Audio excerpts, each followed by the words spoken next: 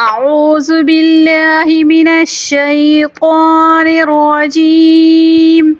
بسم الله الرحمن الرحيم. رب اشرح لي صدري ويسر لي أمري واحلل عقدة من لساني يفقه قولي. رب زدني علما رب زدني علما رب زدني علما.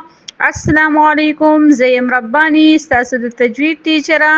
حاجی نننې سبق زمنګ چې کوم دی د تجوید چې کوم دی د قاعدې اغا ثا ذال زغاری ثا ذال زوا د دې مخرج څه دی؟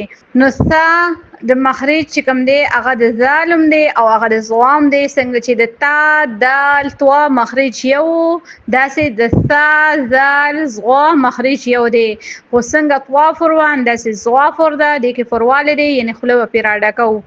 او ثا د ژبې په سر به وایو، زوا به هم د ژبې په سر وایو، او ذال به هم د ژبې په سر باندې وایو.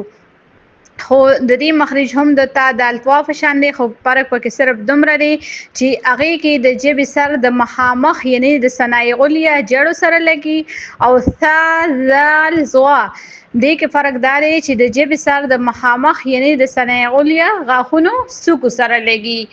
نو د دې مخرج څه شو؟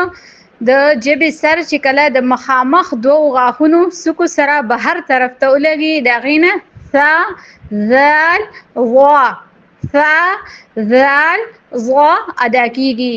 ثنای علیا خو تاسو ته ما وویل چې هغه څه ته ویلی شي؟ مخامخ دا دوه غاښونه چې کوم دي برني، هغې ته ثنای علیا ویلی شي، او هغې ته مخامخ چې لاندې کوم دوه غاښونه دي هغې ته ثنای سفلا ویلی شي. نو سفلا ښکته او علیا اوچتو، او ثنای چې کوم دی هغه غاښونو ته ویلی شي. نو د دې مخرج ثنای علیا څوکو سر چې کله د ژبې سر ولګي، نو د هغې نه ثا ذال زغا ادا کیږي. نننې مخرج زمونږ څه شو؟ د ژبې سر چې کله د مخامخ دوو غاښونو یعنی د ثنای علیا څوکو سره ولګي بهر طرف ته، هغې نه ثا ذال زغا ادا کیږي. ثا ذال زغا. حاجی او د ناظري دویم سبق چې کوم دی هغه نن سورت فلق دی. أعوذ بالله من الشيطان الرجيم. بسم الله الرحمن الرحيم. قل أعوذ برب الفلق. فلق قاف چې کوم دی غټ دی او دې ور ټیله غوندې ورکول شي، ځکه چې دې کې کلکله او کلکله وایي دې جټکي ورکولو ته.